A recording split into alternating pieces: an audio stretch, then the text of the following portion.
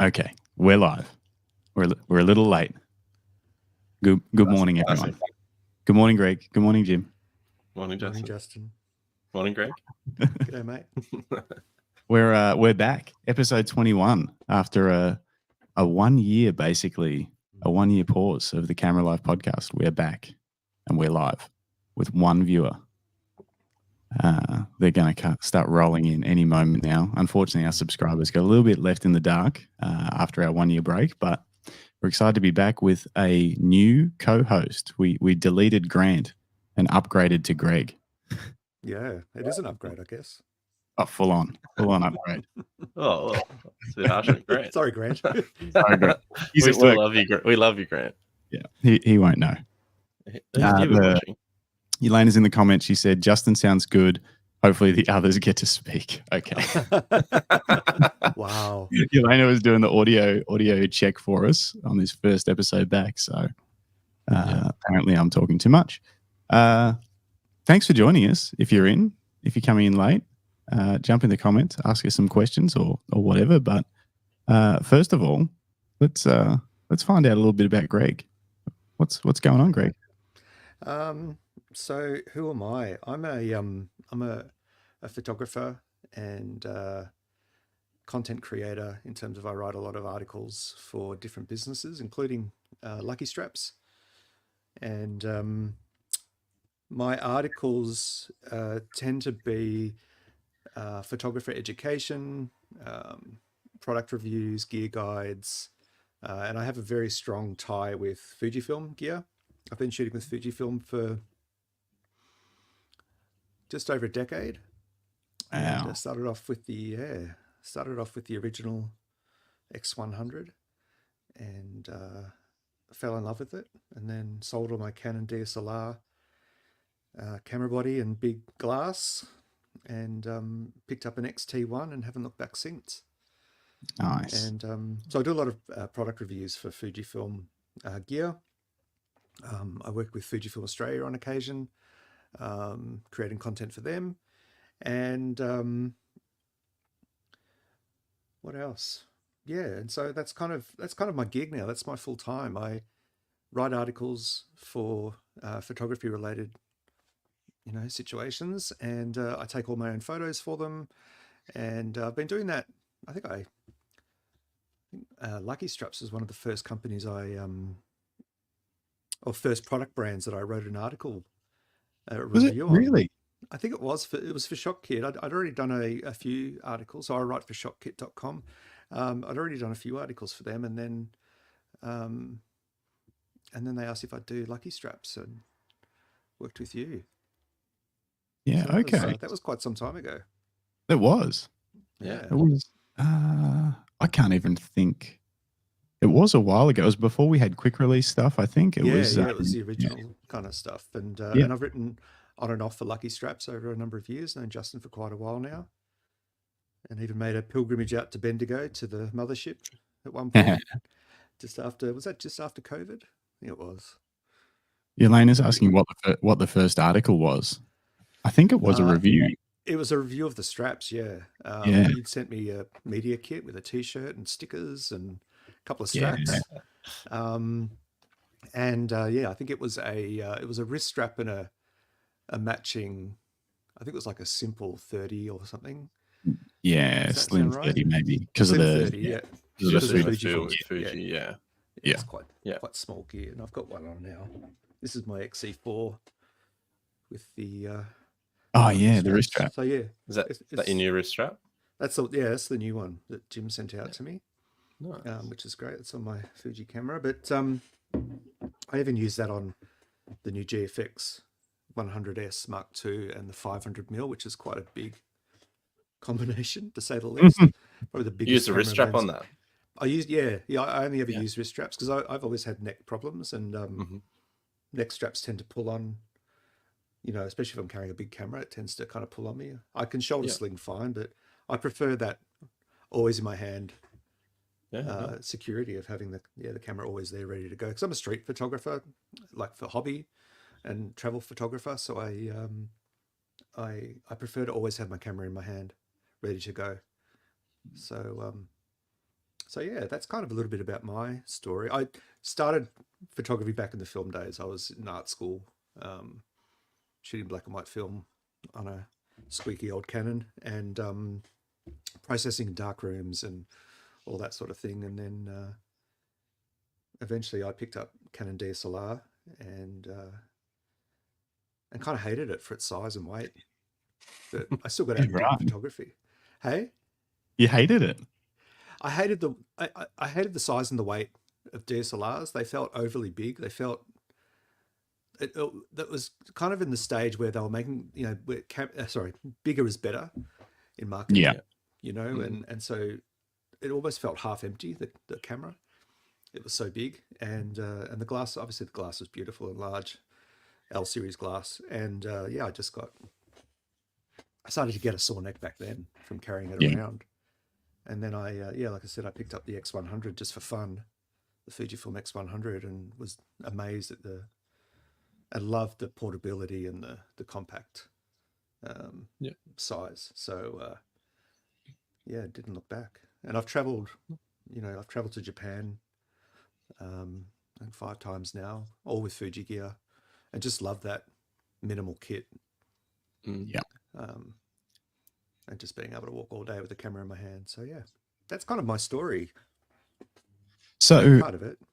Is street photography the only style of photography you do now, or is that just the main thing that you like to do? Or do you enjoy getting out and shooting landscapes or anything? Or I dabble in everything.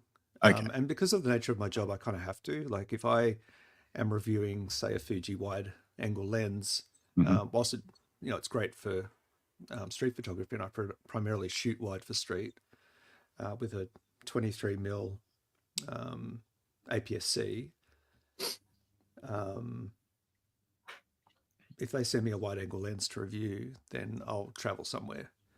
Okay. And do some and set up and So I dabble in everything, and shooting with the 500mm GFX lens, that's not something I typically would certainly not shoot street photography with it. Although I did take it to a local skate park, and got some great shots of the youths. With the 500, you say? With the 500, yeah. Yeah, nice. Yeah, it was. Were they up to mischief, the youths? Oh, there was certainly a definite wafty, smoky odor in the air that I could recognise. But yeah, so I went to the Melbourne Botanical Gardens to try and get some bird life, and so I'm always building upon my skill set through trying different lenses and camera bodies and the like, because it's just part of what I do. I prefer to take my own photos for the images. I don't like to use the stuff that the brands send me. So I'll take my own. So I'll set up and take my own product shots for the articles of the cameras. I'll go out and take my own photos with the cameras. So do you only review Fuji gear, or will you dabble in other camera systems as well? No, I've reviewed lots of stuff, Nikon, Canon. Okay. Not much Sony, but also other products, tripods, everything, a lot of bags, lots of camera bags. We went through a stage with ShotKit where they would send me out a new bag or a box of bags every couple of weeks. And, so I'd do a full tear down, pack it with my gear, do a complete review. So yeah, it's and once you sort of get the hang of writing reviews, you kind of, it's not formulaic necessarily, but you kind of know what people are looking for when they read articles. And sorry, just turn my iPad off because it's making lots of noises. I was going to say, I thought I could hear some buzzing. I was like, is this me? That's a lot of notifications. You must be popular. I'm very popular. Everyone's charming and saying that they're loving it. Are they? Where are we? I can't see. No, I'm saying they're messaging. Oh, no, it's definitely not that. It's not that. Elena did mention that Greg sounds good, just a little quieter. So I don't know. Maybe even can your microphone go a little closer to your beard? Let me just turn this off. I can bring mine in, but it's I gotta hold it now. You can go handheld. Yeah, like a. Oh, there we go. Kid. Oh, that's like sportscaster. Yeah, I like it. How's that? Is that a bit better?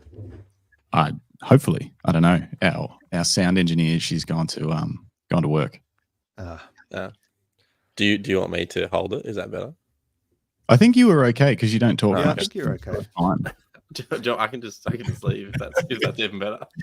We can just put a picture of you up in that window. Yeah, I'll just, yeah. hang on, just take a screenshot now. I'll just do smiling. Yeah. Well, And then speaking of which, let's reintroduce you, Jim. Why are you here? What do you do? I work for Lucky Camera Straps now. Oh, really? What do you do? I dispatch straps, embossing, reply to everyone's emails. So you're the guy. I'm the guy. Yeah, I'm part of the big team of dispatch. Are they the straps behind you, or is that a virtual background? That's just a background. No, that's all the camera straps. Very cool. That's why my background looks so cool. But you're more photographer than you are Lucky Straps, though. Still. Yeah. So I'm still a photographer. That's your primary job. Yeah. Yeah. Yelena's said I sound okay. Thanks, Yelena. We can tweak all this. We can tweak all this. Yeah, we're working through it, guys. We appreciate you sticking with us. Let me just turn it up a bit. Oh yeah, I could see that go up on my end. That's awesome. Yeah, so you're looking after everyone's personalized straps and putting names on them and all that kind of thing, but you still do a lot of weddings. You've launched a new business recently as well. Yeah. A new photography business. Yeah. What is Tell us about that? Yeah, so I've launched a boudoir brand, sort of separate to the weddings, under its own standalone name. So just in kind of the first sort of 4 or 5 months of launching that, which it's pretty exciting, something challenging, launching something like this, and I guess doing something on my own as well, which is it's been interesting. When you say doing it on your own, is that because when we started the wedding business, we started that together and grew it together? Yeah. Yeah, essentially. And like Justin. It was all me. Yeah, it was. 80-20. Yeah. Yeah. He did the back end. And what made you get into boudoir, Jim? I've just always had an idea that I could do it. And I see a lot of people doing it. And I don't know that they necessarily do it that well. And I just feel like I'm big on light, and I just really feel like I can do a good job at it. Does it give you a chance to play with some of those details that on a wedding day there's not time? You know, like say with lighting and posing and stuff like that, there isn't as much time to do that on a wedding day with a bride. Whereas this, you've got an hour or two dedicated to like slowing down and doing it. Is that what you mean? Yeah, absolutely. So you're really finessing, posing, even down to like fingers and hands and just, down to little details, which I actually enjoy. You don't have time for that on wedding days and sometimes with commercial shoots as well. It's kind of, we've always had that, 80% rule is good enough, because getting that last 20% takes so much time. And it's not really worth it. But with this, you can really finesse and take your time. How do you get started? Like, what's the first step when you're like, I've always wanted to do this? Like, what do you do? That was the hardest step. The first step was, I guess, just going, I'm going to do this. So I booked in for a workshop, and then actually stayed. There was 2 workshops in one day. So I actually stayed and did the second one as well. And then that kind of gave me a start. And then I was able to sort of make a website and an Instagram. And then from there, reached out to some sort of friends of friends and that sort of thing. Got some shoots through that. Was then able to put a new website together, and then sort of redid the Instagram and relaunched again. And then, just kind of rolled on from there. Who ran those workshops? It was a guy in Melbourne called Peter Tyrrell. He, he's got, I think, a couple of studios down there, and he runs these workshops, I think, quite successfully throughout the year. Like, most weekends. Oh, okay. Yeah. Right. And so he hires a model in. There'll be different, I guess, themes for them. and yeah, he books out pretty regularly, I think. So Would you it was really Quite good. demand.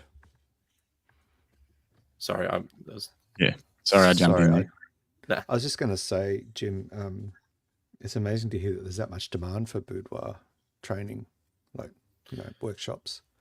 I think it's that how do you do something you've never done, and then how do you show people that you can do it? You can't.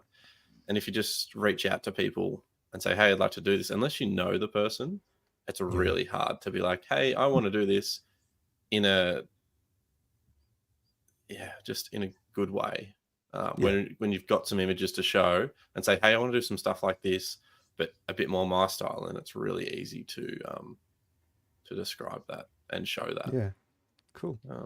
So yeah, Very cool. Very cool. Justin, can we have a recap of your photography journey, just for anyone new? Yeah. I started photography in, I think, 2012, 2013. Self-taught. I was going to get into video and got a DSLR because at that time, a Canon 60D was the best video camera you could get for a cheap amount of money because you could do, all the cool stuff with it. But video was really hard, and taking photos was more instantly gratifying. So from there, it really quickly grew from just something to do as a hobby to like, how can I make this a job? How can I make money from this and not have to have a job anymore? So that happened pretty fast. I still remember I'd done some shoots and I was just trying everything. Family shoots, pet shoots, lots of sports because I really enjoyed shooting sports, but there's no money in doing anything like that, especially not at that time. So it was, but I remember getting some business cards made so I could try and promote and get some work. And someone was like, "So what, you put photographer on a business card and all of a sudden you're a photographer?" And I was like, "Yeah, I guess. I don't know. Like you don't need a degree." And, was that Stu? No, I think that was, it was my sister. I can't remember. It was somebody, and they were just like, "What? You haven't done a course or anything. You can't just call yourself a photographer." I was like, "Watch me." And started booking some weddings, and basically the plan, that was right around the time that I started Lucky Straps as well. And the plan was just to grow those two businesses enough to be able to leave my job and do them full time. And I did that in 2014 or 15. I don't know. It was 2014. I did that in 2014. Yeah, you did. I remember. What was your job before that? I had worked in sales in a few different industries, boats and cars. And then, but leading into this period of my life, I was working at a marketing agency doing basically web, anything to do with the web. I was their guy, like online Google ads and everything was sort of just coming up then. Obviously Facebook, but businesses still didn't want to invest in Facebook at that point because they didn't think it was going to stick. And big website projects as well for larger businesses. So I was kind of doing that same stuff for Lucky, and at nighttime, that's the stuff I was working on, figuring out Facebook ads and things like that. So so it worked well, but I don't know, I never fit in well to jobs. I liked doing my own thing. And then basically Jim and I teamed up to tackle the weddings because I was booking weddings, and that was becoming it was looking like that was going to be the easiest way, well, not the easiest way, but like the fastest way. There's work there. People want wedding photographers. It was a lot harder to get, like I said, sports and things like that, to make money from that. So we quickly realized that it was really great to have Jim shooting with me when I was still learning, because Jim was a professional photographer. He had done a course and he knew what he was doing, whereas I just had the business cards and an expensive camera. So for the first few weddings, when they were sort of more important, I got him to come on the shoot with me. And that was a great way to sort of get started. I'd recommend that to anyone, like just having a second person there. If you're concerned that you may not have the skills for that job, just hire someone that does and bring them with you, and then you can learn and do a great job for the client, and it's a win-win for everyone. And that basically turned into us working together and growing the business, Justin and Jim. Very cool. And then that's evolved to now where I do less weddings and focus more on lucky and sports photography and videography over the last few years. Nice. Very nice. Wow. That's who we are. That's who we are. So if anyone's watching, they want to share their photography story with us, drop it in the comments.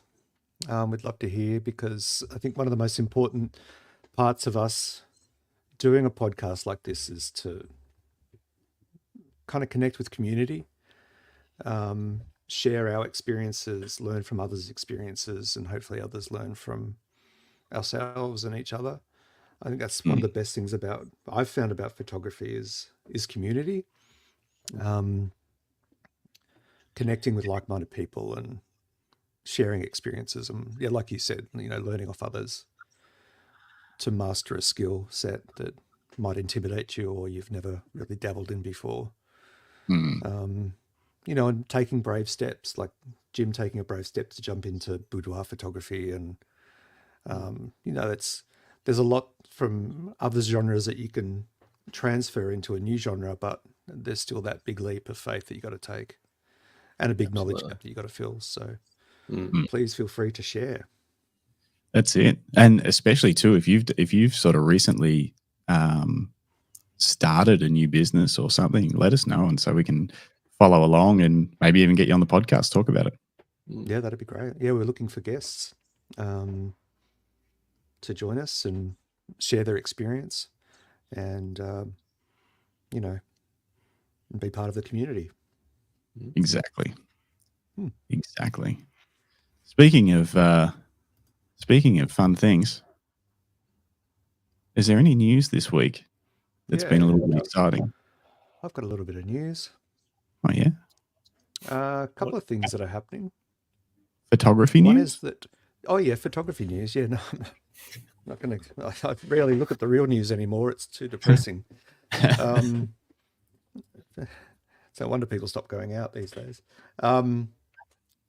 Photography news, yes. Laowa, so what are they called? Venus Optics, Laowa. This is a rumor at this stage, but I think it's a fairly solid one.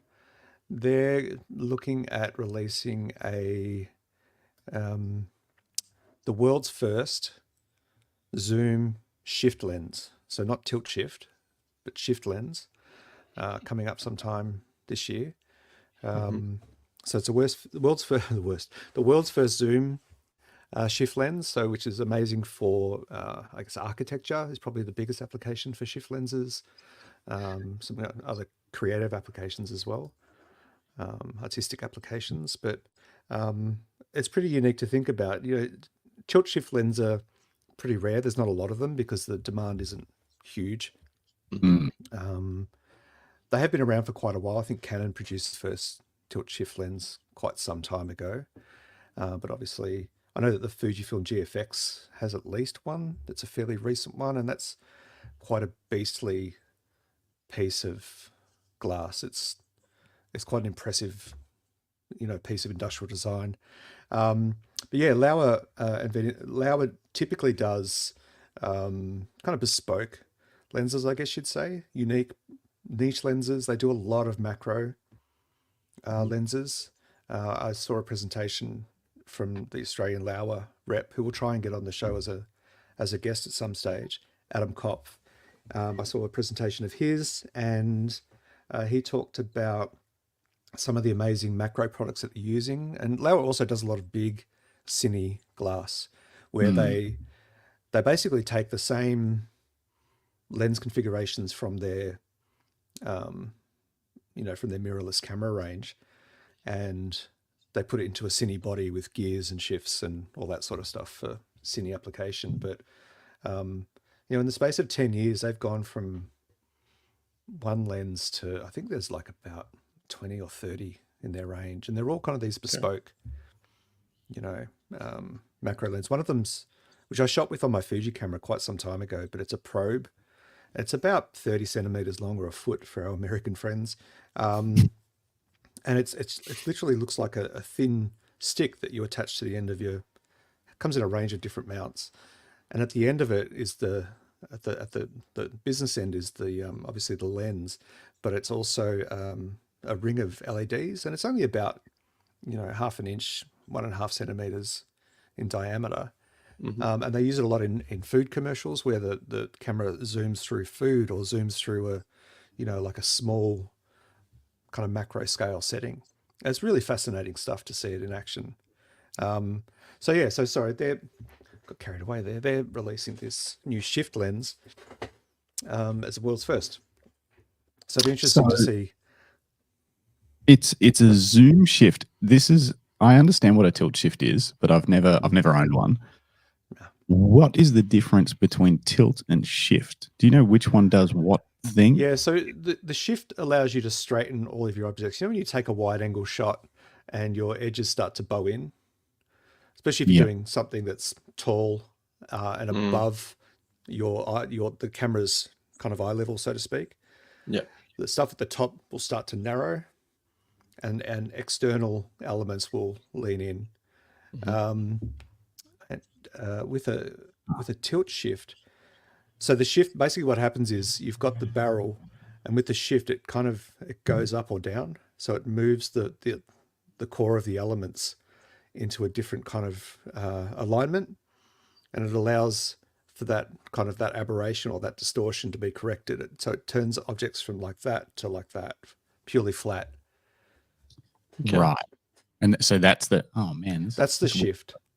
That's the shift, which is the most important part of a I guess an architectural correction. That's why they've gone for that.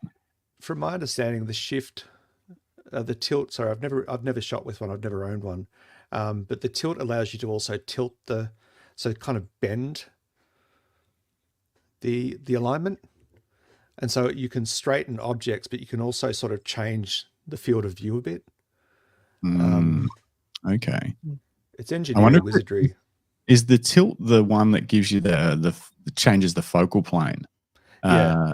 So that and you can get those like tiny world kind of looking. You see those, people running around like ants, and again, the applications are pretty niche, and they're pretty.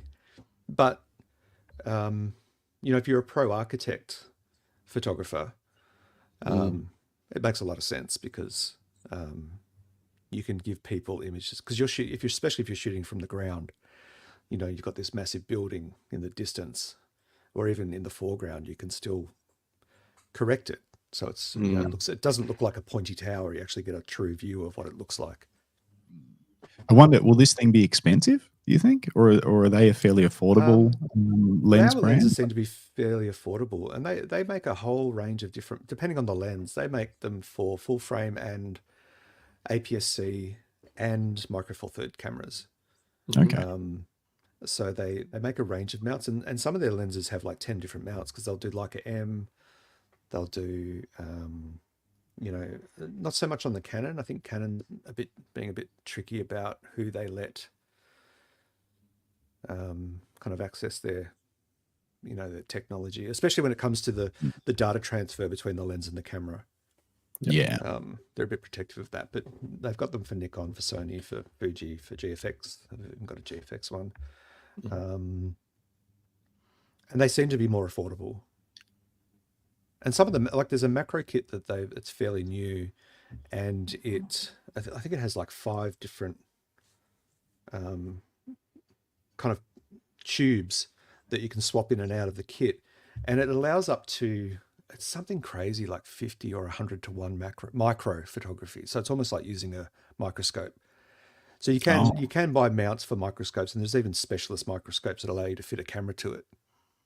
But this avoids all of that expensive rig, and it allows you to shoot micro shots like you've got a microscope. It's quite amazing. Like in the presentation, hopefully we can get some images from him when he comes on. But you know, a typical macro shot would be like a fly, and you see its eye. Mhm. You know, with all of the kind of the detail in it. Well, this goes right down into the cracks in the detail. Wow. You know, so the little gaps in between each little element of the eye, it goes right down into it and blows it up. It's quite impressive. Mm. And it makes it accessible for people, which I think is really, really important for photography. It makes, you know, it opens up the genre of microscope photography or micro photography to macro photographers that have already got lighting kits and rails for focus stacking and the like. So, and video application too. The video application's huge for that sort of thing. So, really interesting products. But yeah, like I said, we'll try and get Adam on. He's the Australian distributor for Lauer and Wandered. We'll try and get him on some stage and get him to talk a little bit of shop as well as his photography journey. Yeah, that'd be cool. Sounds good. That's all I have to say about that. Jim, while we're on the topic of lenses, I had a question from former co-host Grant. He wanted me to read this out on the air to you. Yeah. Jim, how's the 35 to 150 going? Do you think you could shoot a full wedding with just that one lens? Yes. What- Should I backtrack? Yes, To what the lens is attached to? that would be great. Start from the beginning. Okay, so about 10 episodes ago, we probably were looking at a long time ago. But yeah, when the Nikon Z8 was released, and we were all chatting about that, and you guys weren't very excited, but I was. Well, about 12 months after that, I bought one. Bought two actually, which is what I'm shooting on here. And that's actually, I've actually got the 35 to 150 on the camera. Which is a Tamron lens. Yeah, it's Tamron. Yeah. So it's a 2 to 2.8 through the range, and it's so far really good. I haven't used it a heap. I've used it a bit for mountain biking. It seems really good. Seems to do everything it's supposed to do. I want to do some more testing with it into more, I guess, controlled shoots before I kind of use it for everything. Yeah. Because you It's normally not- shoot primes for weddings, like you're mainly Yeah. shoot primes. So you're comparing this, like, I guess it's almost a super zoom kind of thing. Do everything lens. You're essentially comparing it to some of the best lenses that Nikon's ever made, like the 105 1.4, the 28 1.4. Like they're lenses that cost more than this lens, and they only do one thing. So yeah, exactly. I guess that'll be the interesting thing to see, is whether it can hold up. Obviously, it's not going to beat them out at their individual focal lengths, but can it hold up and give you a pretty versatile lens on a wedding day? I think it can. My favorite lens is still the 51.2, mainly because I can shoot it at 1.2 and it's sharp. And That's the new, because it's a Z, so it's the native for those. Whereas your other primes are the old F mount. Yes. I'm still running the 28 1.4 with that FTZ2 adapter, and the 105 1.4 with the FTZ2. So that was kind of my kit. I just changed the 58 1.4 for the 50 1.2, and then that's been doing really well for 12 months or so. Mm-hmm. And then just grabbed the 35 to 150 the other day. So I've had it probably a month now, maybe. Haven't shot with it a heap, but it's working. It's doing this job. And you're currently using it as a webcam for this live stream. Yeah. Well, my desk is really wide, so I was going to use the 28 so I could actually have it here. But Can you zoom it into 150 now? No, don't worry. Okay, I want to see your facial hair. Oh, you probably could. Okay, cool. So you like it? You're digging it so far? So far, so good. Yeah, it's not going to do everything perfect, but to have that range of versatility, I've been using it with some mountain bike shooting while you've been overseas, and it's been really handy to just have that one lens. You can kind of do it all. So Very awesome. Cool. What's your favorite out of all your lenses? Oh, good. Still a 50 1.2. 50? Yeah. Okay. Yeah, I took it to the light show the other day, and again the light show last night. And it's really good. In Bendigo. So sorry, you're not from Bendigo, Greg. There's in town. There's a light show, which has got some crazy, just crazy light setups with called Winter Wonderland or something. Winter Wonderland, yeah, Electric Wonderland. So there's one of the displays has 80,000 lights. So it's you can really go for some crazy bokeh. They've become really popular, the night shows. Like, they have White Night, is that Melbourne? White Night in Melbourne, and they have the big one in Sydney where they light up the Opera House and the bridge. Vivid, yeah. And then so lots this is of kind of like a ones mini are coming version. out. Yeah. Yeah. And my friends went to Ayers Rock. No, it's not called that anymore. Sorry, that's terrible. Uluru. And there's a light show there. I can't remember what it's called. I've heard of that light show where it's all across the ground and yeah. Okay. And there's one at the Botanical Gardens, which I think is about to finish. But when I was there the other day shooting birds, not shooting birds, photographing birds, it was all set up. Like it was a massive amount of and the lighting equipment they're using is just phenomenal. Like it's a lot of money. Yeah, a lot of money. I'm pretty sure the this tickets is aren't cheap. Yeah. No, I think this is put on by local people though, which is great. Yeah, that's really cool. Mm. Really cool. What are you shooting with, Justin, these days?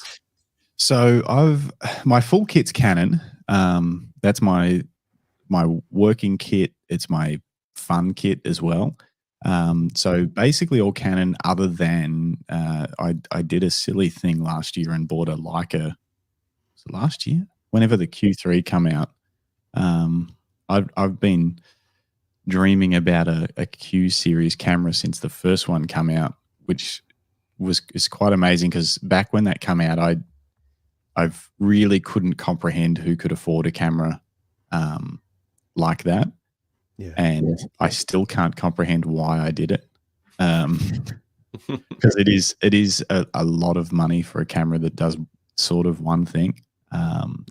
But that's what I just I took on the holiday that I just come back from, which was a 10-week holiday around the US and Mexico. And I decided I didn't want to take very much gear. I wanted to have a break from having the options of a large amount of gear, because a lot of the traveling I've done, whether it's been for work or for fun, I've always taken camera gear with me, and a reasonable amount of it. And I sort of, and a lot of the times I end up either not using it as much as I'd hoped or not doing anything with the images later on. So, so I took this little fella, and it was a great experience. But I was looking forward towards the end of the trip. I was definitely like, I really like shooting landscapes with telephoto lens, and I did miss that. And like being able to come in on like the 7200, I see that way a lot for some reason. Even you can't see it because our beautiful faces are blocking it, but the background of this podcast, like that kind of compressed layers effect that you can get in landscapes and stuff. I love that. And you just can't do that at 28 mil. But I took it a lot more places than I would normally take my camera gear, because it is so light and the quality is exceptional. That's 60 megapixel. 60 megapixels. Yeah, full frame. I really struggle with, I lose motivation if the quality of the camera is, I've made the mistake in the past of buying a camera that's more portable, but the quality's not great. And then I just think, it's not worth taking this photo, which is it's wrong, because, the quality shouldn't matter. A great photo is a great photo, even if it's only 4 megapixel. But that was the mindset that I was getting stuck in, with sort of I've had the old Sony RX100 series, which is like a point and shoot. Yeah. Yep. I'm still sitting up over here. and it was a really high quality sensor at the time and all this stuff. And I bought it, and the images weren't great, and I didn't use it. So, and that's where I learned. I did a lot of traveling before I switched back to Canon. Jim will remember I did a lot of traveling, and the D850 and the Nikon D850 with the 28mm 1.4. That was my travel camera. And this is essentially that. It's better than that, high quality, at a lighter weight. Heaps smaller. It weighs less than the body of a D850 does before putting the lens on it. Probably the only downside is it still doesn't autofocus very well. It's apparently far better. I've never tried the other Q series cameras. Apparently it's far better than those, but anything moving, it's not good with. It's great with static autofocus, but moving the tracking, it's not good. I enjoyed manual focusing with it on the trip. I did a lot of landscapes manual focus. Can you zoom in while you're taking the photo and like get focus? You run forward. Oh no. Zoom in. That's why you spend all that money for the red dot. It's a very clever design on this lens. Basically, there's this weird knurling knob thing under here that has a switch in it. So when it's locked into the far place, it's in autofocus mode. And when I put my thumb on this little knob, there's a button there, and it instantly engages it into manual focus. And the manual focus throw it feels wonderful compared to like a modern mirrorless lens that's all electronically controlled. You know how they just kind of stuff. This is a physical feel from here to here. That's it, and you start to get a muscle memory of where things are. Because it's got this. I don't know if you can see it, but this kind of thumb rest. So it's essentially a stop at either end.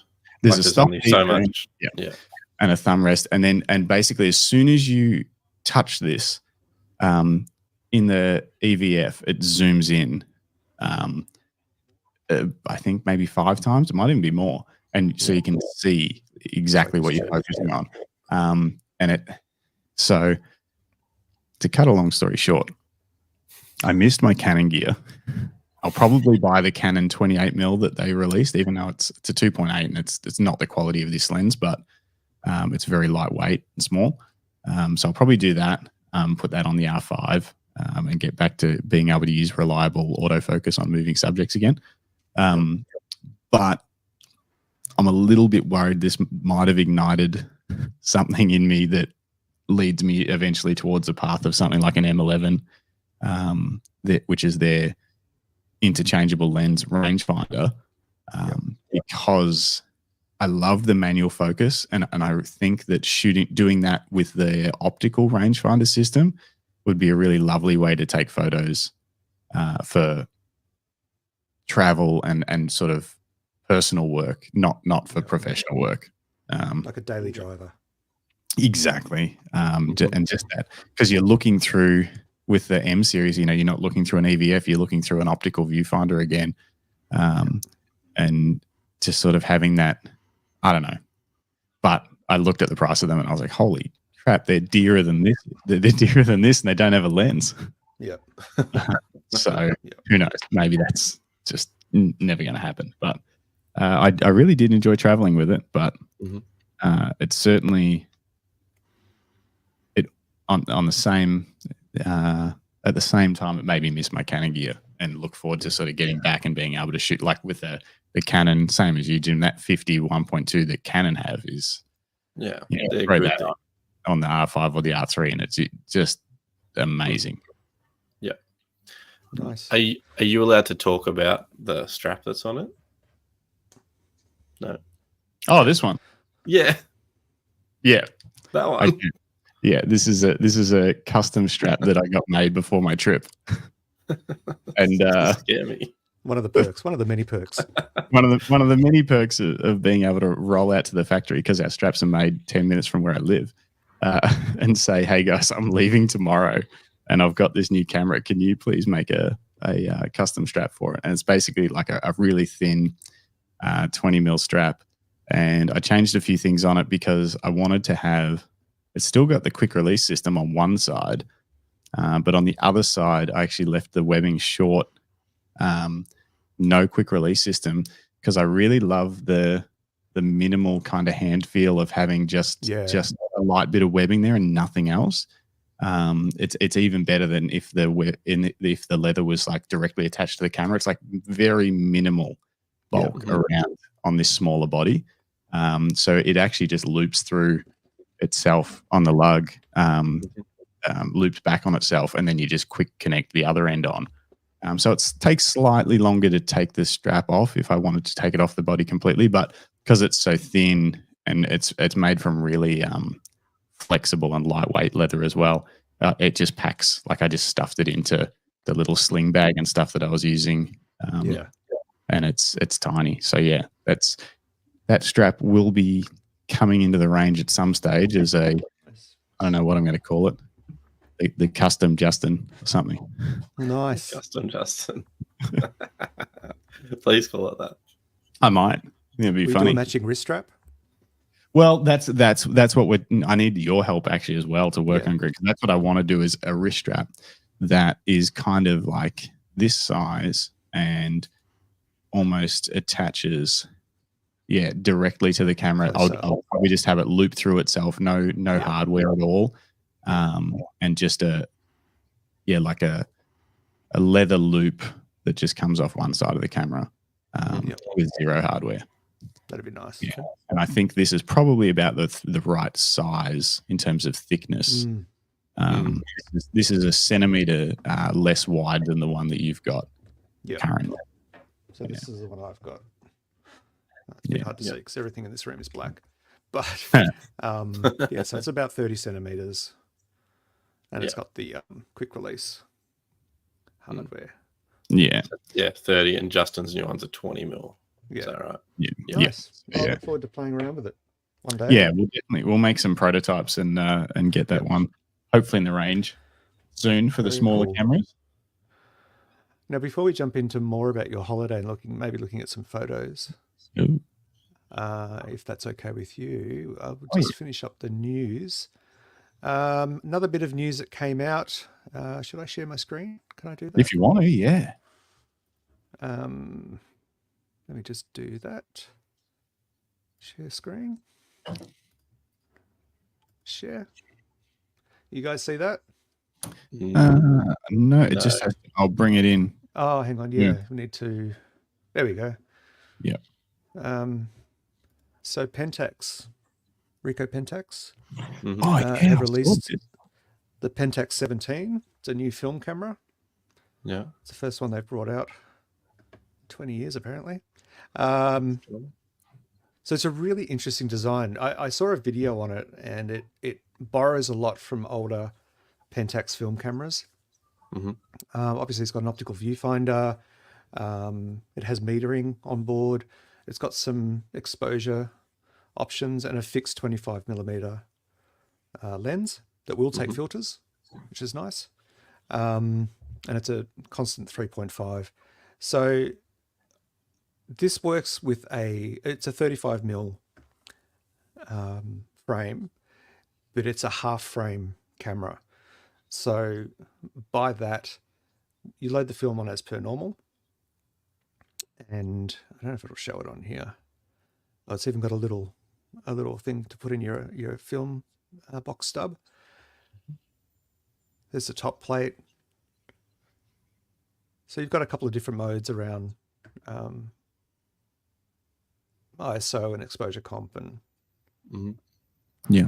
and your shooting settings. But yeah, it's a half frame. So basically what it does, when you wind on your film, it only exposes half of the negative, half of the 35 millimeter slide. And then when you roll the next slide on, it lets you finish the second half of that 35 millimeter slide. So if you want to shoot I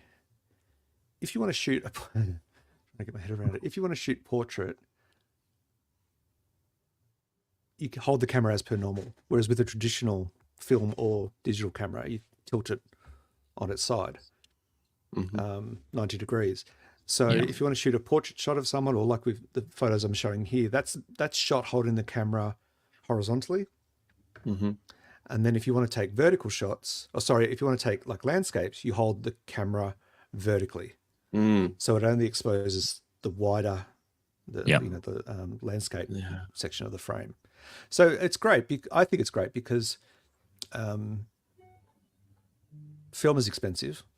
Mm. Processing film and getting scans or prints is expensive.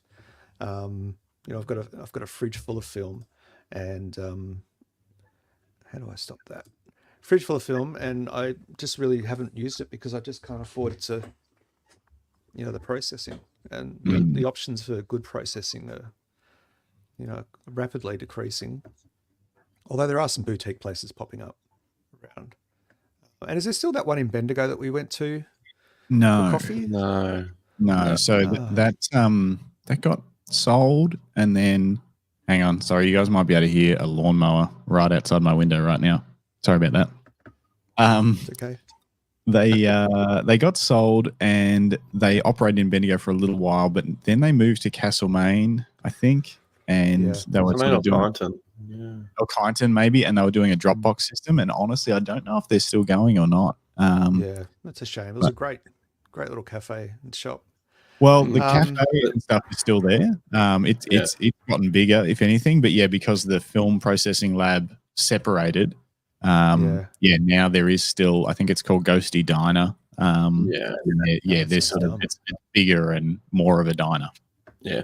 And that side of it's doing really well there. They've put out some really good food, but they're unfortunately not doing the film stuff anymore. Yeah, okay. But it does that camera certainly, it makes sense. So basically you're halving your cost per frame. So 36 roll becomes 72. Yeah. Crazy. But that's awesome. Obviously then, slightly lower, I guess, resolution in terms of your scans and things. Yeah. But I mean, film, even 35mm slides still have pretty solid resolution. You might get a little bit of grain, depending on the film you use and how you expose it. Obviously, will change that. But I think it's great to see that it's, because companies are still producing film, and a lot of these kind of smaller niche companies are making really unique films. And lomography makes a lot, and it's still really popular in Asia, in Asian countries. There's a shop in Hong Kong where I sometimes get stuff sent over, and they sell heaps of really unique film. And some film cameras and film gear. But so the Pentax 17, I'm not sure on the release date. It's about $900. It's currently up for pre-orders on Australian retailers. I imagine it's the same. I have seen a lot of influencers out and about on YouTube and socials using them. I'm trying to get one into review for ShotKit. So I'm still waiting to hear back on that. I'm trying to get the Pentax 17 so I can use some of that film in my fridge. And also the Ricoh GR3 models, trying to get a couple of those to review. But I think this is a really good entry. I hope that other brands see it as an opportunity to maybe also develop, pardon the pun, a film camera. And just expand the market a bit, because competition's great. It brings down price. It gives us choice. And any camera in the hand is a good camera. Yes. The only thing that I see is maybe not a negative. Maybe it is me being a negative Nancy. But $900. There's probably some nice film cameras on the used market that you could get for far less than that, and put some of that money towards film. Yeah, there are. But I guess the downside then is you sort of you don't know what you're getting with an older film camera, whether you're going to get some trouble with light leaks or whatever, just mechanical issues. But I don't know. I actually didn't think it would be quite that expensive, but I guess it costs a lot of money to produce a camera. But yeah, and it's it's a bold move. It's not like there's a market full of them, and they're entering in as a competitor. They're trying to technically they're breaking new ground again.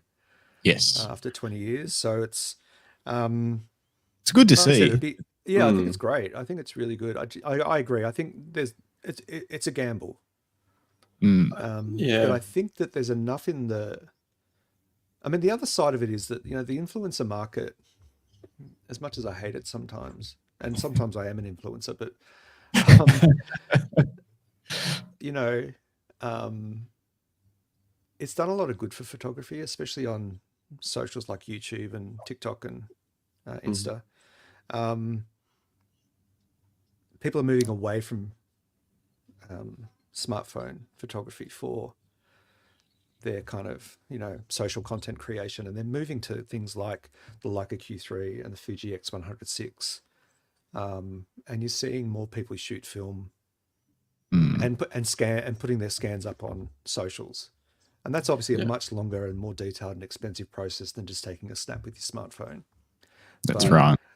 I think it's good, and this is a topic maybe we'll cover in another podcast around, you know, where do we stand with smartphone photography? But I think seeing these sort of new brave products is really good. Well, that actually, I saw on the notes that you sent through earlier, that probably brings us to a great topic about camera sales. Yeah. Because do you think that influencers are maybe affecting camera sales? I do. Let me share some data with you. So CIPA, who are the peeps that do a lot of work around setting standards for photography equipment, camera gear and things like that. They put out regular data about sales and, you know, what's working, what's not. And this data that they've put out is around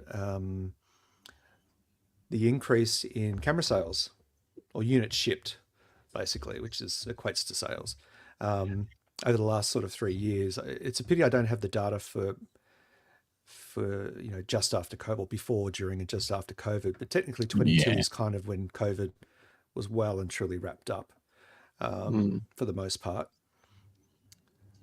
And so the blue dotted line was 22, and then 23 is the black line. And so positive growth last year across the board, a little bit of a slump towards the end of the year. You know, global financial kind of crisis started looming a little bit. It's kind of still on the back burner, but it's still there. And this year we're seeing a solid growth in camera sales. This is just all cameras.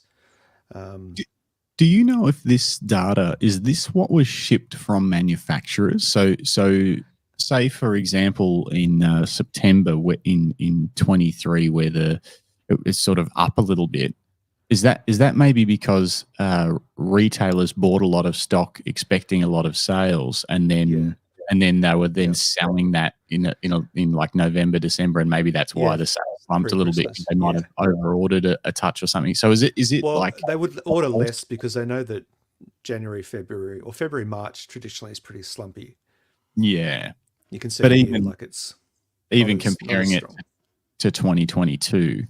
Do you think, like, is that what this data is? Does this data just come from camera companies or something like that? Or? This is shipments, so from manufacturers to distributors. Okay. Or from distributors to sales to retail. But so there's big buy up at the start of the last of that quarter, and then they're not buying as much stock because they've bought a heap here.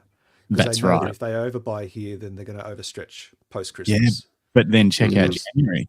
Check out January straight after that period compared to the year before. They've had to. They've probably they've underordered in November, December, and they're starting the year off because with not as much stock. And look at it go. So it's much higher than anyone thought. Interestingly, this gets split into two other sections. This is cameras shipped with built-in lenses, so like your Q3. And the Fujifilm X100 Mark VI, which came out here. We've already seen stronger. I mean, that one was about the same, but the Fuji X1, I don't know when the Q3 came out, but the Fuji X1.6 came out in February.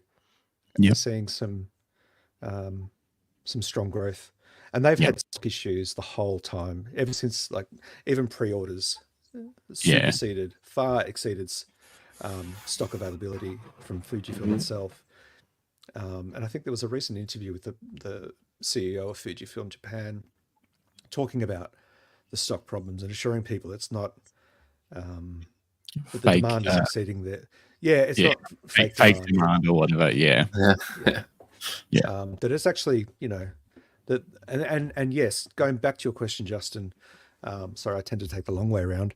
Yeah. Influencers are definitely making a difference. The Fujifilm X106, because of its compact size, it's 40 megapixel, it's image stabilized, it's 6K video, it's a fixed lens, it's good for vlogging, it's good for holidays, travel, all that sort of influencer fun things to do. They've really invested heavily in, especially cameras like the Fuji X106. And just before the 6 released, the 5 was really hard to get, the Mark 5 of the X100. Yeah. It's been, that's also had stock issues and been really hard to get because it's become a really popular camera. And I mean, I don't have official Fuji numbers. Obviously this is just general shipments, but I've got a pretty good sense of what's going on with Fujifilm, given that I write a lot about them. I do a lot of research on the company, and they're having some bumper years. Oh, that's awesome. They're really pushing out some quality stuff. So that's good though. That's what because if they're not, they're not going to be able to put the money into new tech to push forward. Yeah. So it's good for everyone. And a big part of a lot of Fujifilm communities, and there's a big demand for what's next, and people the X Pro 3 came out at an unfortunate time. I don't think it did as well as they'd hoped. It was kind of in the lead up to COVID, and it was a pretty premium price. Granted, it was a premium product. It had special, it was magnesium alloy coatings, some sort of coating that was scratch resistant, and gorgeous camera. But that hasn't been replaced, and that's been, I think, 4 or 5 years. Are we going to see an X Pro 4? Well, I don't know. I like to hope that we will. I mean, the lens range is there to support it. Yeah. It's a lot of people sort of call it a street camera, and it is, and it's like a Leica, a Leica. It's funny because I looked at it. I looked at the X Pro 3 very strongly before going with the Q3 because it had a lot of features that I thought would be really fun as a travel camera, as a personal camera.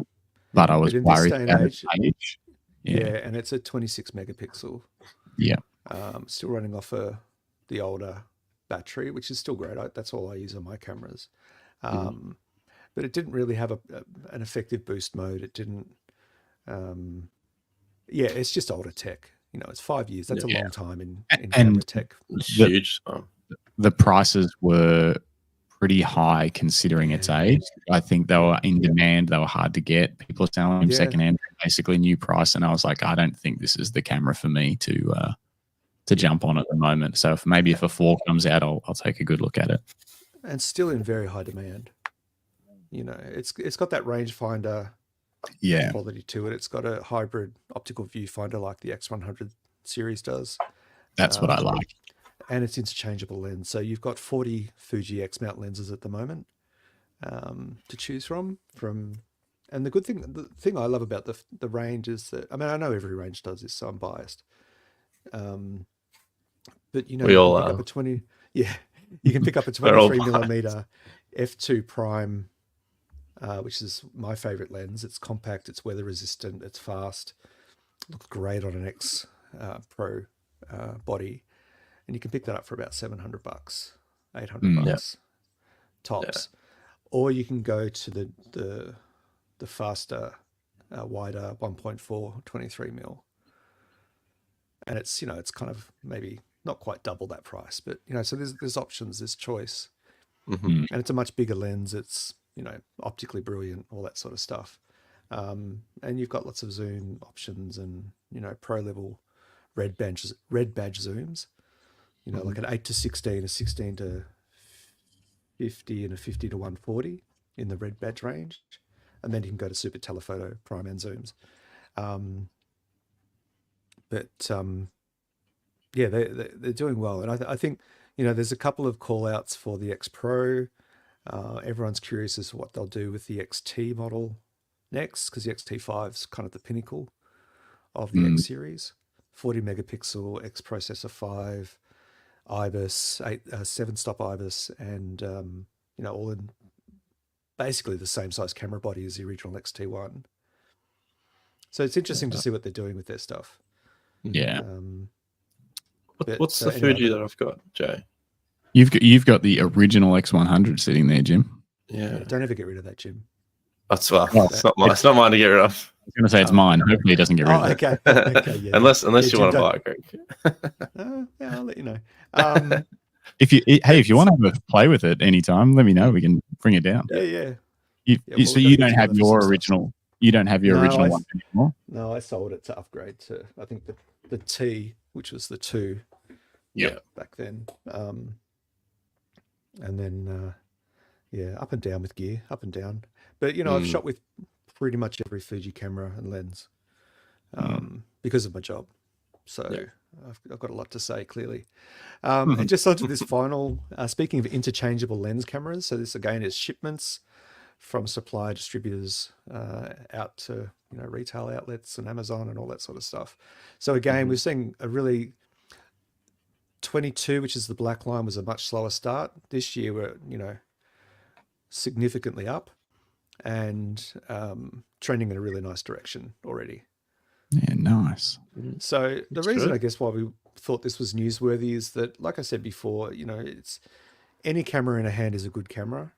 And the more people that get into photography, the more that brands like Canon, Nikon, Sony, and Fujifilm and more can invest into newer tech, better cameras, or just more glass for our existing range.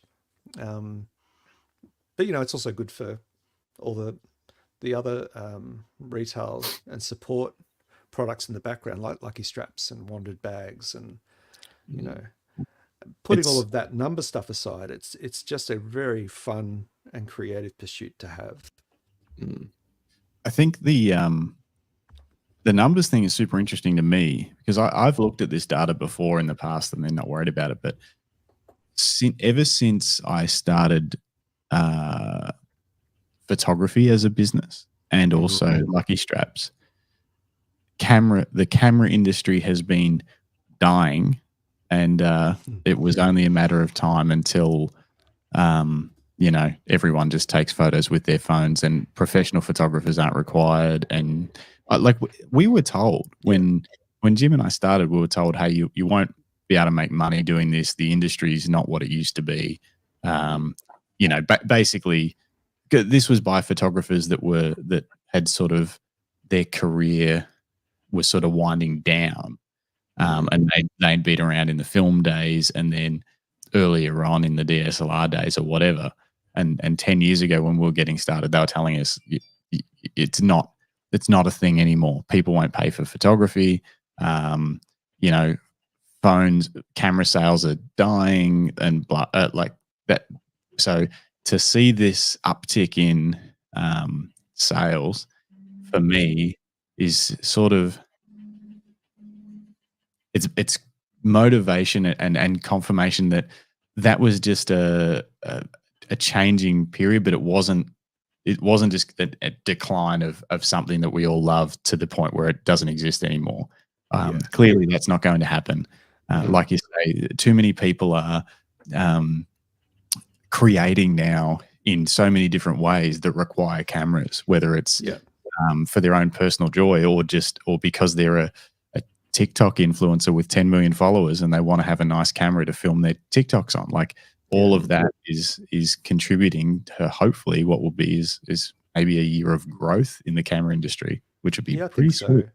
And I think it's a topic we can touch on in the future. But I think that whole craze of sorry, let me go back.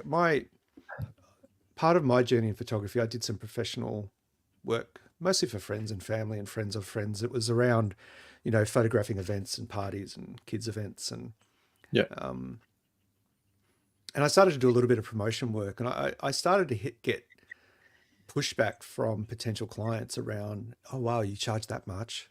Oh, I think I'll just get everyone to take, photos for me. And I know of people that have been offered, in place of payment for photography services, exposure on social networks, and I can't afford to pay you, but I can make you blow up on Instagram, kind of thing. I think that's passing. I think that phase. I think it was an important phase because it helped people appreciate the quality of real photography. I shouldn't say of better cameras. Yeah. And for as much as some influencers irritate us, I think they do play an important part in advertising and marketing, because all of our eyeballs are on a tiny screen. And if someone's out there flogging a Q3 or an X100-6, then it's only good for the industry and it's good for photographers. Yeah. Yeah, for sure. Anything that gets the word out. And it shows people that a good camera takes good photos or good video. Sorry, I cut you off there, Justin. No, that's it. That's exactly it. Because like you say, some people might not even realize the difference between a smartphone and a camera. And smartphones are pretty awesome now. I took a lot of photos while I was traveling with the iPhone 15 as well, and a lot of video, and it's pretty impressive. But it's not the same. Yeah, no, it's not. It's not. And it doesn't feel the same taking them either. No. It's far less joyful, satisfying, mindful, anything. Mindful. Yeah. None of that. It's just a means to an end to get the thing. Yeah. I think it's not being able to control. I'm sure that there is apps, and I haven't looked into it, but being able to control the camera for me is.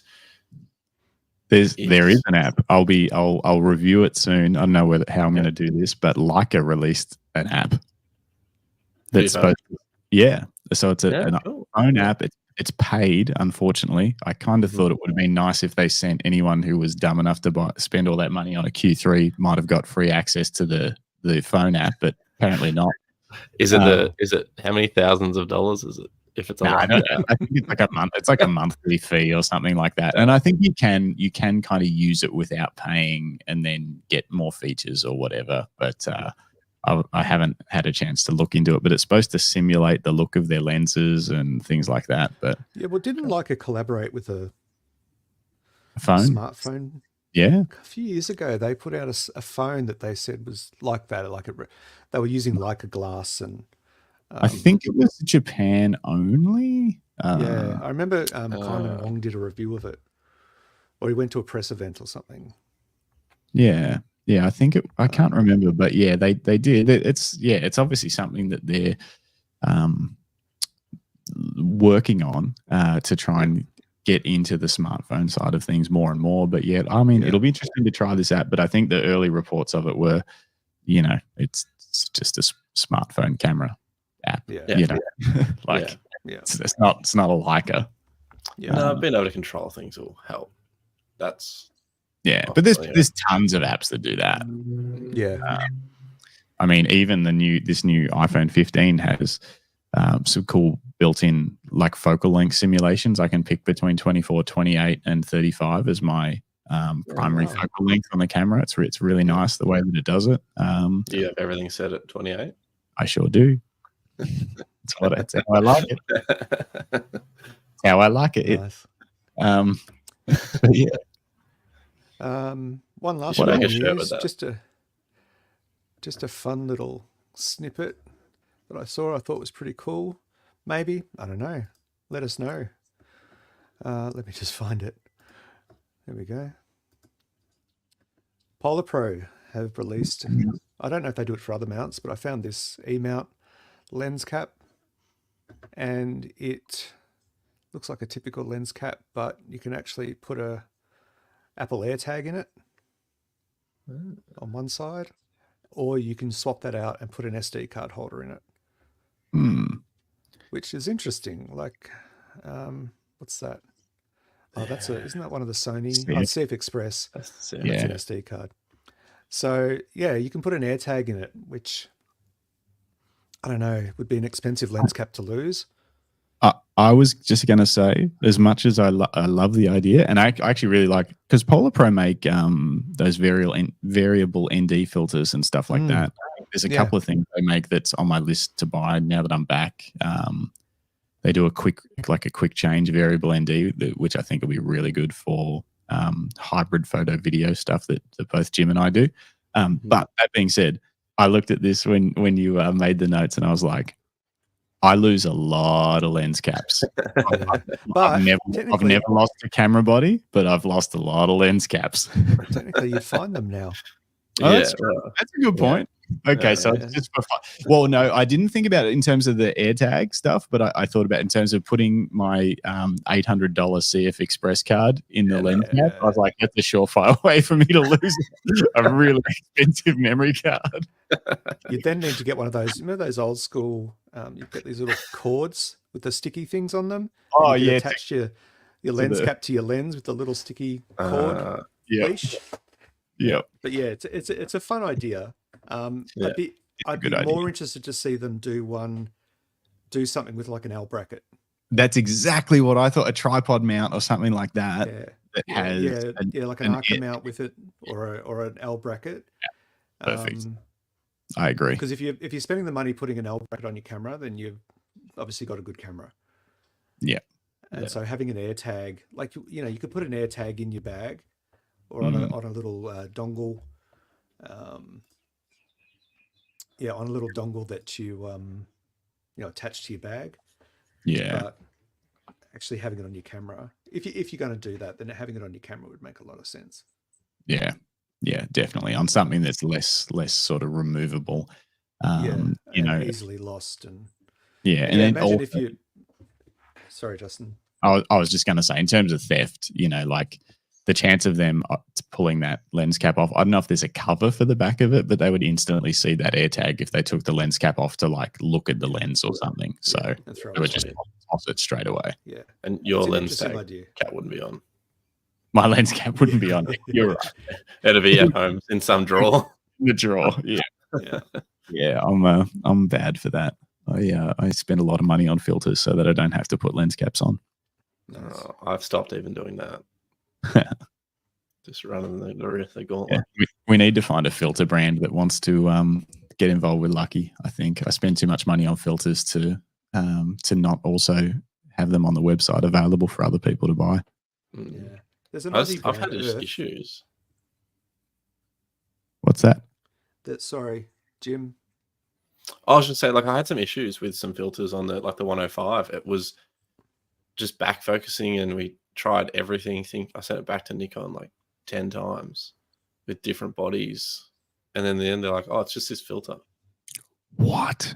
I've never heard filters or no, it was just a front front filter. So I just don't.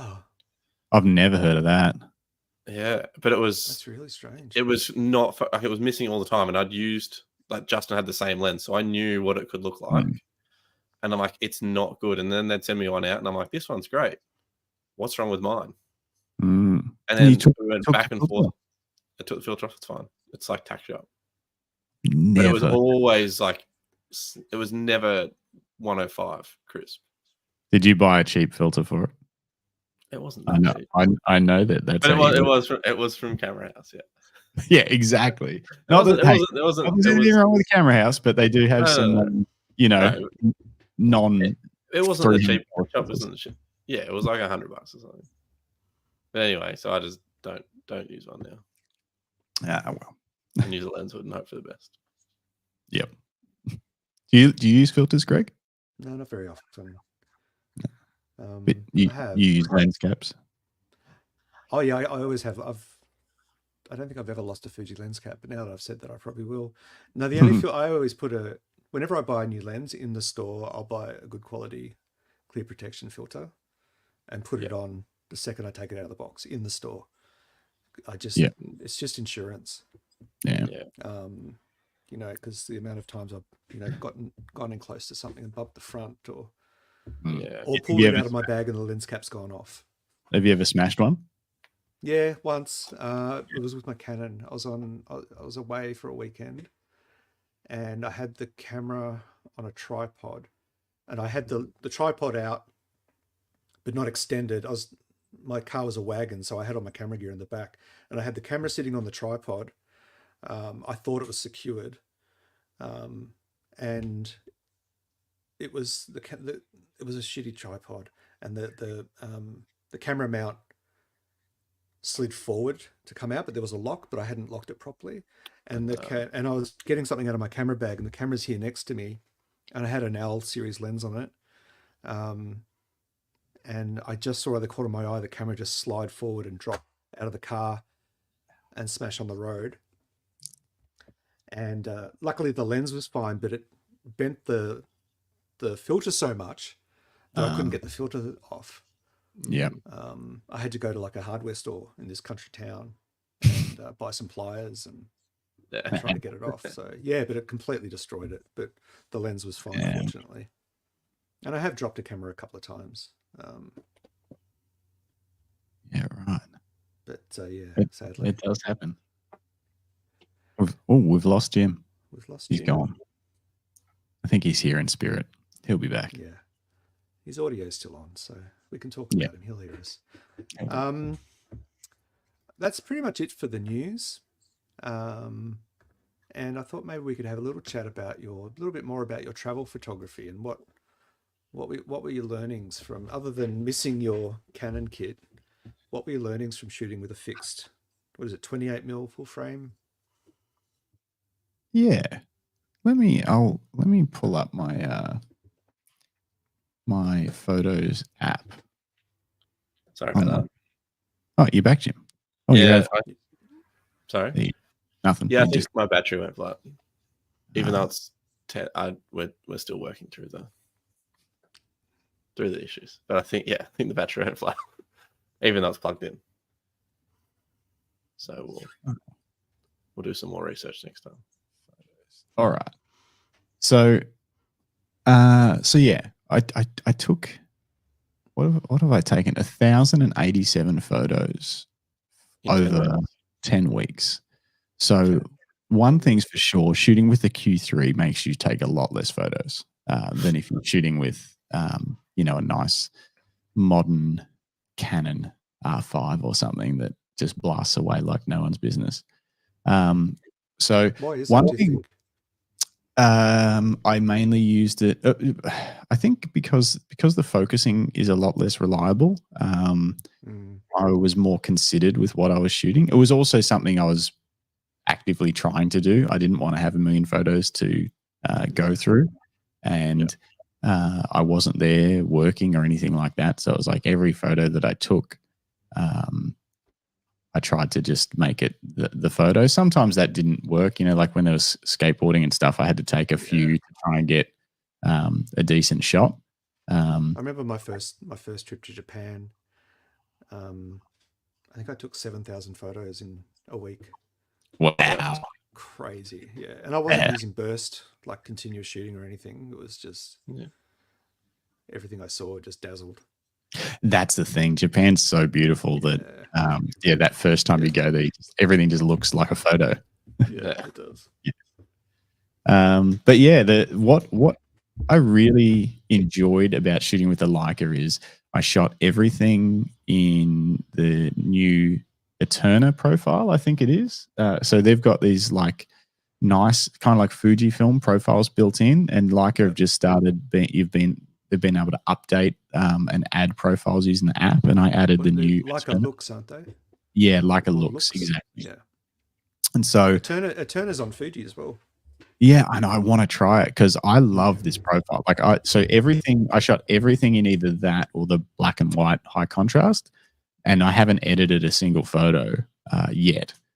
I might maybe do. That's why I've got these in the photos, that like the normal Apple Photos app right now, rather than Lightroom, because it does a really good job of pairing JPEG and RAW and just using the JPEG. So yeah, I haven't these are all just unedited JPEGs, and I like the way they look. So it actually even got to the point where I was kind of using it like a film camera, where I'll find. So these are all from Santa Monica and Venice Beach. yeah, even like at nighttime, the colors are just great out of this camera. Yeah. I guess the benefit of having full frame as well, shooting at night's just awesome. But once I started shooting some black and white stuff as well, I was basically just treating the camera like it was film. So if I wanted to shoot black and white, I would change the profile to black and white and take a photo like that, rather than thinking, oh, I'll just edit that later on from the raw. It was like I was trying to get, and same with this, like changing the white balance to get the look that I wanted. I was doing that in camera and then taking another photo, rather than thinking, oh, I'll just tweak that later and that'll work. So you're being a lot more deliberate, really. More deliberate, and kind of like whatever goes in the camera will be the final shot. And obviously not every shot was great. So you're like, they're just looking sad in front of some ruins. There's ruins in Mexico that felt more like a tourist trap than anything. But I just wanted trap. Yeah, it was just very touristy. Yeah, I don't know. Look, they're actual ruins, but it was very touristy. But yeah, it was just about the straight out of camera stuff. I've got an article that I've written, just finished, that's coming up on Lucky Strap soon. About minimal editing and the benefits and the joys of not sitting in front of a screen for too long. Yeah. And trying to get it right in camera. And I think that's the thing. It's like if you have that mindset, if you shoot JPEG plus RAW, if you have that mindset, you can always go back and edit the RAWs later when you want to. But it's not going to take anything from. No. Yeah. But there's also a lot to learn from just shooting JPEG. True. Not having the safety blanket. Yeah, like just actually being more deliberate, like Jim said, about how you take your photos and getting your exposure right, because there's very little you can fix later. It certainly is, like everything. So this is some stuff from Nashville, and you move around and you get the shots that you want, and then you sort of like it makes you work. It makes you get your white balance correct, and it makes you make choices, like artistic choices. Like this, I was like, all right, I'm going to black and white, and I'm going to do a series of shots in black and white. And I think, sometimes if you don't in that mindset, you're just blasting away, thinking you'll deal with it later. And I think this can lead to some better images. I think, I don't know, for me anyway. I think it's a really valid point. I think there is a lot to learn from just going straight out of camera. Because a lot of people will either flick their camera to auto and let the camera do the work and don't really understand how it's correctly exposing and preventing grain from noise and all that sort of stuff. Whereas JPEG photography, you really have to master your exposure triangle properly, especially if you're going to shoot manual. That is an interesting point. Very rarely shot manual on the Q3. I shot almost everything in auto ISO, auto shutter speed. I chose my aperture and used exposure compensation. Now, I know normally you would say that's aperture priority, but I don't know. The way the Q3 works, it wasn't aperture priority mode. It was, it was essentially you set the shutter speed to auto, you set the ISO to auto, and then you use exposure compensation and aperture. And it actually was another thing that I really enjoyed, because while I was fine-tuning the exposure to get a nice JPEG image, I wasn't having to think too much about my settings. Yeah, I could just switch the camera on and point it at something, and it would get a good shot if I was just sort of close enough, Yeah. It is interesting. I like the different ways that you can manage your exposures correctly. There's a friend of mine, Greg Cromie, who is a Fuji shooter, but has been was a photojournalist for decades, and he shoots with an XE4 like me, is his daily driver. He's got a bunch of other cameras, but he'll set his shutter speed at what he wants to capture. So if he wants to get some longer exposures, he'll slow it down. His ISO he'll set, to accommodate the daylight, and set the aperture at what he wants, whether he wants shallow depth of field or everything in. And then he'll use a variable ND filter to control his exposure. So in effect, he's turned his exposure triangle into an exposure square. He's got that fourth element that is fourth dimension. The fourth dimension, which is just another interesting way of using your camera to control exposure. I mean, that's how we work with video a lot of the time. Yeah, it's super interesting. It's like just taking that same theory and applying it to stills. Yeah, I've never thought about that. Yeah, it's just another way of kind of playing around with it. When I shoot my stuff, everything's on manual except for focus. I need quick photo, especially with street photography. I need quick focus. But I typically will dial in either, if it's daylight, between 200 and 400 ISO. I like an f8 exposure typically because I like everything to be crisp. And when you're on the move and people are on the move, it's hard to get shallow depth of field correct. Unless you use kind of, like an exposure trap kind of setup. And shutter speed around 250 or 500, depending on the flow of what's going on around me and how, what I'm doing. And those settings are pretty standard for me on any typical photo walk. That wide angle 23mm lens. That's very similar to what I was shooting way more, like a much deeper depth of field than normal. It's like f5.6 to f8 was pretty common on this trip, and my auto ISO I had set at a minimum 250, and then otherwise it was just sort of figure it out as I go. But then obviously nighttime you go for the much like f1.7, f2 at nighttime, and take a bit more time to get my focus correct. But it was certainly an interesting experience having just one focal length and just one camera. And getting just a mixture of images that, like this, that was sort of not quite perfect, but still kind of cool. The colors are so nice, aren't they? And that's unedited. This is just what it was like. And it was such a nice feeling to take those photos and be like, this is exactly what it was like to be there in that moment. And I haven't had to change anything. Elena went for a dip in the snowy lake of Lake Tahoe. Oh, wow. It was chilly. I went in there too, but I didn't go this deep. Brave. Yeah. But how Lightroom will cope with your 60 megapixel RAWs. I mean, I'll let you know. I'll throw a few in there and have a play around with them. I mean, it's never been a problem. My computer's pretty beefy, so it doesn't seem to have any problems with it. Struggling. Is it? Well, it struggled with the 40 megapixel files out of the XT5 and the XT50. And the GFX 102 megapixel files it was pretty sluggish, to say the least. Yeah, I would imagine it is a 7-year-old Mac now, so... Yeah. Okay.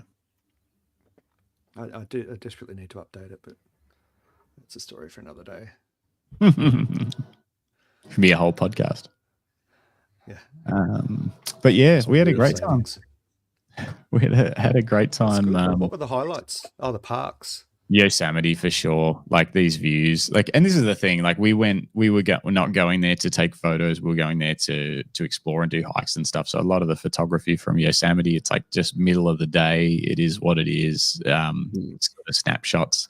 But that was what we were there for. I wasn't there to try and do like sunrise photo trips and things like that. It was just what you were there. You didn't plan it out to get to this spot at this time, kind of thing. No. But it was pretty amazing. Some of the waterfalls and the heights and all that sort of stuff. It's a whole different world. I couldn't believe it. I was having a conversation with Yelena via email asking about the trip, and she was saying the parks were Oh, look at that. Far out. Yeah, Yeah, it's that's it's insane. to stand there. So this is where we're standing. See, they're the cars. Yeah. So The and then red. Wow. so if you're looking at these cars like that, and then you just look up, that's the view. So the cars would be down the bottom of that frame, Yeah. and That's it's impressive. just a landscape that I don't know. I've never seen anything like it. But yeah, so that like Yosemite was definitely a highlight. Grand Canyon was bigger than I thought it would be, which is kind of crazy. Yeah, big trees. Everything was big. I guess that's the whole point of it, right? Yeah. And then some of the weird towns across Route 66. That's very cool. Yeah, like Yeah, that's awesome. I love that. Yeah, perfect for Grand Canyon shots and stuff. And again, like the just middle of the day stuff. So they're not the photos, especially of the Grand Canyon, were not anything that I was like, oh, these will be amazing. But Still, it was more just alone. and just to remember being there. Yeah. But it's probably one of those times when I thought that a telephoto would have been really fun to get some different shots.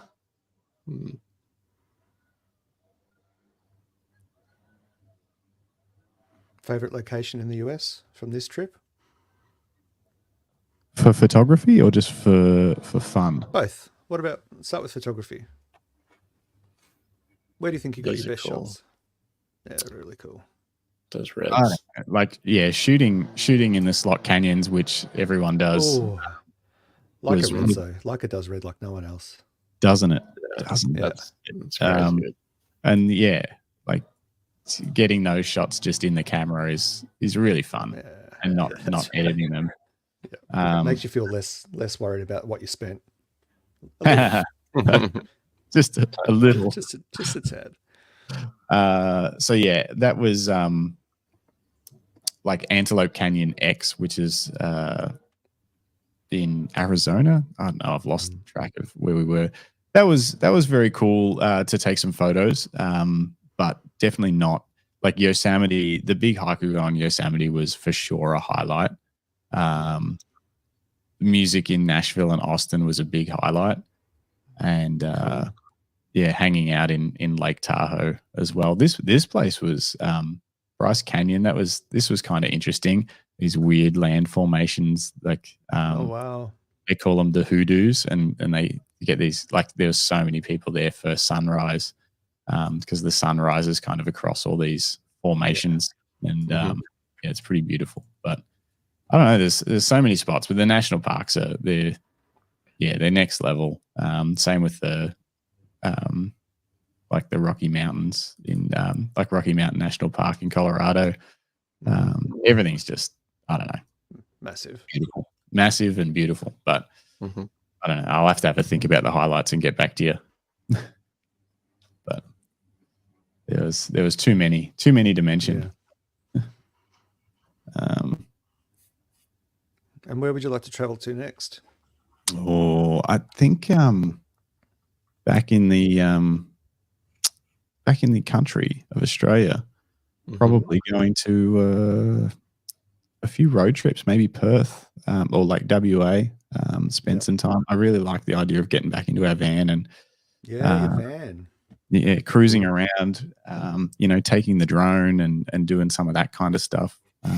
Seeing some of the outback that we haven't seen yet. So do some van life vlogs. Van life vlogs, yeah, maybe. Yeah. We did do some filming while we're in the States, and we've been uploading videos.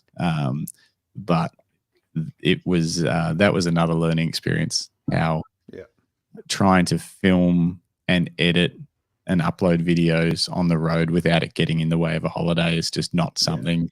Like we did a bit, and we'll probably continue to do it, but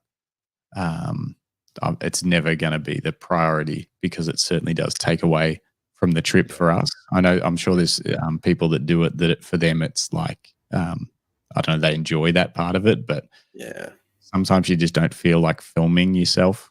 You just want to enjoy the day. So, but but yeah, we've been uploading some travel videos and Yeah, been watching them. Nice, thanks. I We feel need for every review we Yelena. can get. I feel for Oh, Yelena why? with the golf cart in Mexico ride. Oh yeah, it was Every rough. time you hit a bump, she jumped. Yep. What about you, Jim? Where would you like to go next? Again, I'd like to stay in the country. I'm looking at doing some of the east coast of Australia, hopefully a little bit in about a month's time, hopefully. Yep. Nice. Heading up. For photography, leisure, a bit of both? Just for leisure, really. Just get a Yeah. bit of time. I was supposed to have a holiday last year and wasn't able to do it. So hopefully. Justin wouldn't give you any time off. No. Mhm. I wasn't working for Justin then. Yeah, you wouldn't give yourself any time off. Yeah, well, I had lots of time off. I'd like I to just head wasn't down. able to do anything. Oh yeah. Yeah, fair enough. But where would you like to go, Greg? You got anything planned? No, nothing planned. My partner Sasha is from Launceston. Mm-hmm.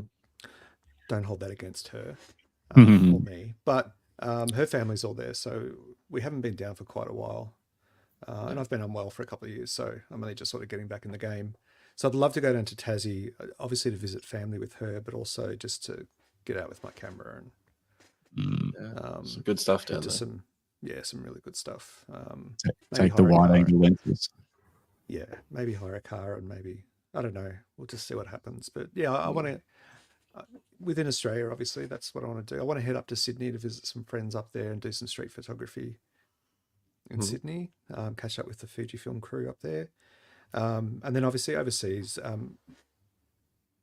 I've been to Japan 5 times. And my partner Sasha, before we were together, she has been once with her kids, and we'd love to go together, just the two of us. Yeah. And because we both really love Japanese culture and just turn that light down a bit. Everything Japan, once you've been, it's kind of a bit of a drug. Yeah, absolutely. Regular doses in your system. And if you can't get there, then we buy a lot of Japanese homewares and craft and, just to try and remember be part of it. Just to kind of be part of the culture still. We've got a Japanese supermarket literally just around the corner from us near the Paran market. And we just go in there just to buy some stuff because it's fun and it feels like you're in Japan for a brief moment. You step outside.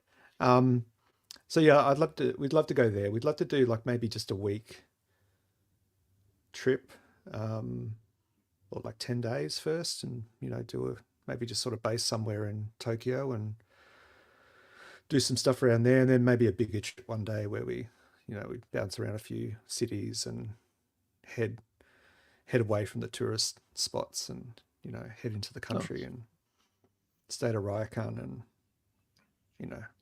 just absorb, do a pottery class or something. I don't know, just sit in the onsen every afternoon. Yeah, absolutely. And so that would be that would all be with camera in hand. I rarely go anywhere without a camera these days. I've always got a camera in my bag. I've got the Fujifilm X-70, which is this little fixed, what is it? It's an 18 and a half millimeter APS-C, and it takes gorgeous images. It came out not long after the original X100, but it kind of disappeared into the noise of the Fuji X Pro 1, which came out. They launched at the same time, but it's a gorgeous little street and travel camera, and I love the images from it. And it's got Fuji's quality and colors and all of that. And so I take that everywhere. But I just love traveling with a camera. For me, that's kind of a big part of travel. I don't go to just sit around a pool or lounge in a bar, although I did plenty of that when I was drinking back in Tokyo, but I don't drink anymore. But a big part of travel is photography for me. I love being able to see the world through my lens. Mm-hmm. Yep. Bring it back too is pretty cool. Yeah. Sorry? Bringing those images back, I think is also pretty cool. And just taking the time to digest them and and pull all that sort of, and yeah, it's documentation. It's memories. People say, oh, you've got your memories in your photos, and it's like, but it's kind of a bit more than that. It's because it's not just I'm looking at the memories. I'm remembering what I went through to get to the photo, The process, the journeys and the stairs I climbed to get to that, that shrine at the top of the mountain, and all that sort of stuff. It's for a photographer's, memories are different because you've got the before and the after. I think it's very deep, very philosophical. It is very deep, but it's true. I mean, that's what this whole podcast was supposed to be about when it first started, is that, your camera is a reason to live a great life, whether it's for your business, like you use it for business, or you use it for a reason to travel, a reason to walk a little bit further to get that shot, like to see what's around the corner, or to wake up early to see what the sunrise is going to be like, only to find out that it's cloudy and there is no sunrise. Like that's what, but it gets you to do things that you might otherwise not do. Yeah, photography was a great therapy for me in that way. I didn't do photography for a big gap. I mean, we had a point and shoot film camera and then a point and shoot digital when the kids were little, because we documented all of that stuff. But I know that my wife passed away in 2013, and I was pretty broken, and my sister took me to a camera show what they used to have at the exhibition centre, and we went and fell in love with a Canon. I think it was the 60D or maybe the 70. And so we bought one each, and she was doing it to try and get me out of the house and, get me doing something for myself. And I found, and I've documented this in my own blogs before, but photography for me at that point was incredibly important and therapeutic, because it allowed me to view the world and see that life went on, and watch and capture all the range of human emotion and human interaction. Mm-hmm. And it was kind of like and I often liken it to a scuba diver on a reef, and behind, their goggles, they're watching the fish interact with each other and interact on the reef and the coral and the colors of the world. That's what photography became to me. It became a way that I could see that life went on, that love still existed and happiness still existed, and all the whole range of emotions. And that's how I fell back in love with photography, because it helped me to look at the world. I felt safe behind the camera, whereas before that I just didn't want to look at reality, Yeah. So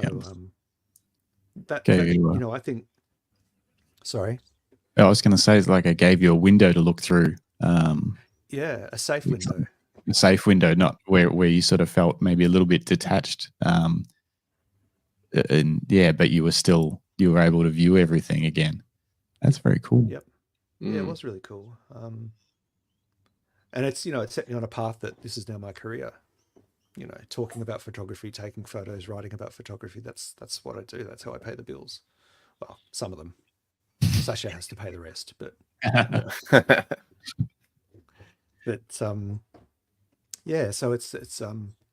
it's interesting. And I know that we've got some topics set up for future episodes for those of you still listening along and watching. And we want to talk a little bit about not only our photography journeys, but also about, why we take photos and who are we taking photos for. And, is it fair that we're only showing our photos on smartphones, and what gets people into photography and what stumps them and what excites them. So we're going to cover all that sort of stuff in future episodes, and we're going to try and get a guest along each week. So it's not just us telling you how it is. We'll get some really interesting people on. Yeah, I think so. Yeah. And if like we said earlier, if anyone out there wants to be a part of it and you've got a story to share about photography, or perhaps you're shooting in a unique, bespoke genre, or any genre, drop a comment and we'll be in touch. Yeah, we'd love to have you on. Actually, I've got this idea. Hopefully, no one will be listening now anyway, so I can stay. It's a secret idea, but I'll tell you guys. I really, really want to do real world camera reviews with groups, like with photographers who otherwise don't review cameras because they're busy. Yeah. You know, Yeah. whether they're busy because it's just a hobby for them and they've got a job as well and a family and all this stuff, but they've used this camera and they know it and they're excited about it. Or maybe it's because it's like Jim uses cameras all day, every day, but he doesn't review them because he's got, stuff to do. Yeah. I want to bring him on the podcast and be like, all right, the Z8, what's good, what's bad? Let's talk about it. And sort of do a review by people that otherwise wouldn't have the time to put a review out into the world. That excites me. So if you've got a camera, you want to review it, but you don't have a channel or anything like that, you just want to tell the world what you think's great or what you think sucks about it, hit us up in the comments. Yeah, let us know. Except that was a secret idea, so don't. Oh, you yeah. didn't.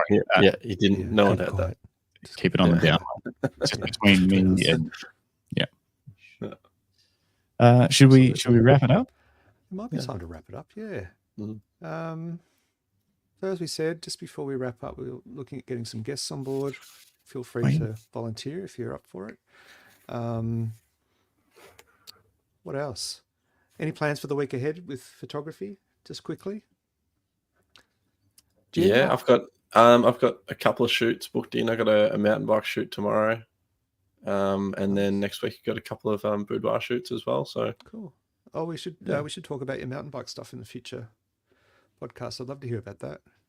Yeah, well, it's stolen from Justin. I went away for 10 weeks and Jim's stolen my client. I think they like him better, which is unfortunate. I'm going to have to let his tires down. Something. The angle's slightly better.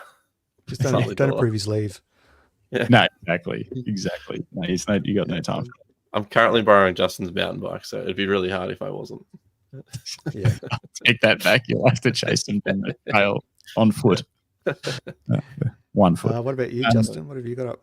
I've got a lot to catch up on with Lucky, so I've got no shoots scheduled. So it's just a heap of stuff with Lucky, a lot of time at the factory. I had a lot to do to try and hopefully get this podcast cranking. I'm very excited about this. This is the biggest thing that I'm excited about at the moment. Cool. Then also I've got to buy some stuff because Jim's background looks really nice, and he's got these fancy new tube lights, these LED lights that he's using to light up his background. And we played with them at the factory the other day, and I think I'm going to buy some of those. Didn't you?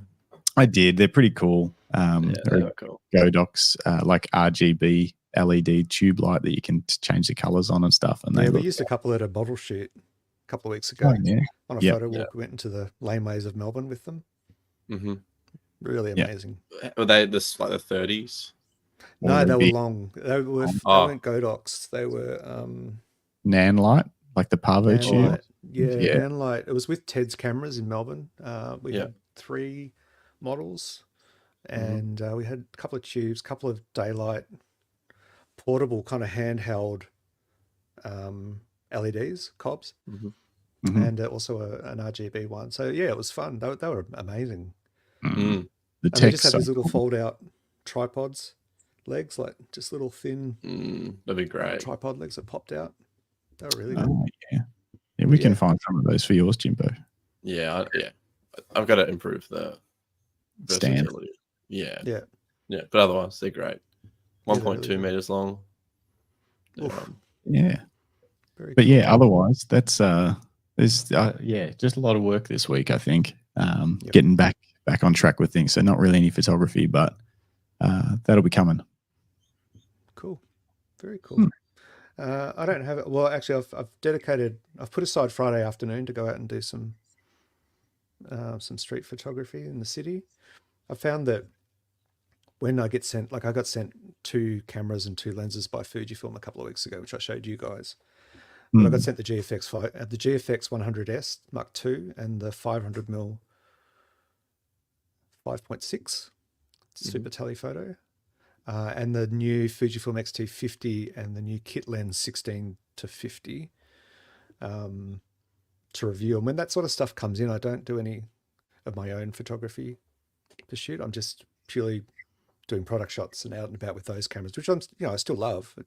I love what I do, but I don't walk out the door with the camera for fun as much. So I need to book in some time and do that. Other than that, I've got a couple of articles to finish up and some bits and pieces. So yeah, that's me. Nice. Very nice. All right. I think we're pretty much good. That's it. I'll Justin.